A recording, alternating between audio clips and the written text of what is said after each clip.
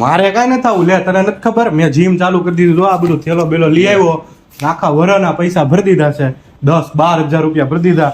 આ બધું આ પ્રોટીન પાવડર નું લઈ આવ્યો છું, અને બોડી બનાવવાની છે 1 નંબર ચાકા જેવી. 1 મહિનામાં 25 કિલો વજન ઉતારી અને આપણે છે ને આ મસલ બસલ બધું બનાવી જ નાખવાનું. હું એટલે હવે તું ફાસ્ટ ફૂડ ની વાત ન કરતો, નકર મને હું કહું, આપણો ઓલો 1500 વાળો પ્રોટીન પાવડર મંગાવ્યો ને એમાં કઈ મજા જ નથી આવતી, અને એમાં કઈ મસલ જલ્દી બનતું નથી. એટલે આપણે હવે છે ને સીધો 3000 વાળો મોટો ડબ્બો આવતો હોય ને 2 કિલોનો, એ મંગવી લેવાનો અને પાડી દેવાના. અને ડાયટ ફૂડમાં આપણે ફૂલ ફોલો કરવાનું છે.